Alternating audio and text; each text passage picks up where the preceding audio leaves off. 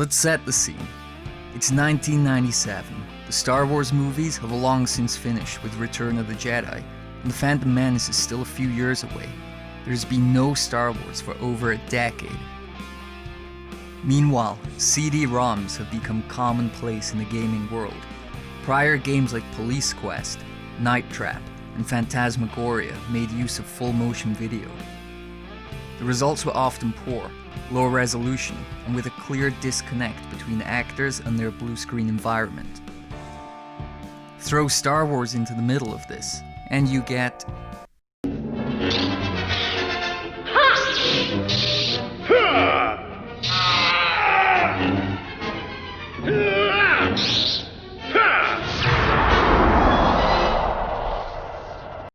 Jedi Knight has become legendary because of its live-action cutscenes. Because they were good, the cutscenes really feel like a Star Wars movie, just on a smaller scale. The plot is relatively straightforward. It's well told and backed with some solid gameplay. Essentially, Kyle's father, Morgan Katarn, has been murdered by a dark Jedi named Jarek. Jarek has acquired the location of the Valley of the Jedi, a source of immense power, and plans to use this.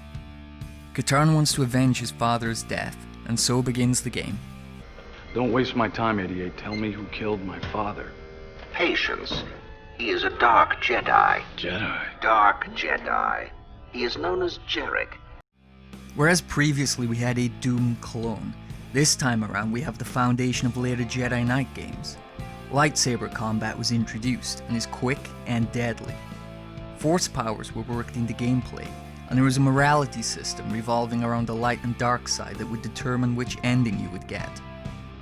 This is the game where Kyle Katarn really became a full character and a fan favorite. What would you do without me, Kyle? I'd be a content old man. He's played by Jason Court, whose acting brought Katarn to life. Court retired from acting shortly after, and has been involved in winemaking for many years now. I also really like the villain Jarek. He's played by Christopher Neame, who has this kind of Michael Ironside look and vibe. Neame is still acting to this day. In time, Ron. First, I need something from you. Bearing in mind the budget and technology of the time, the cutscenes are really good. It's worth playing the game just to watch all of these.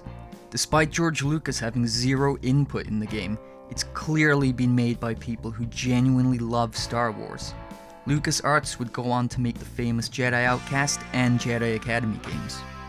While the later games done other things much better, the storytelling of the original Jedi Knight combined with the cutscenes give it a real charm and a classic Star Wars feel. Definitely check it out, it's available on GOG, Steam, and anywhere else. Tell me what it is, and these gentlemen won't have to indulge their darker side. The dark side? I've been there. Do your worst. But one last thing, what's going on with the naming scheme of these games? First there was Star Wars Dark Forces, okay. Then Star Wars Dark Forces 2 Jedi Knight.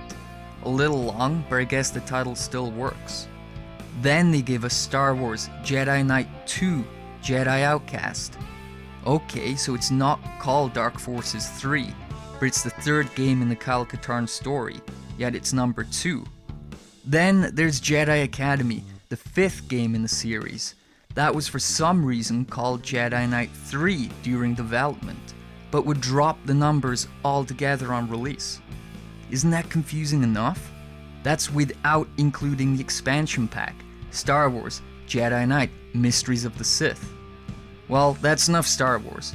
Like I said, check it out and I'll see you next time.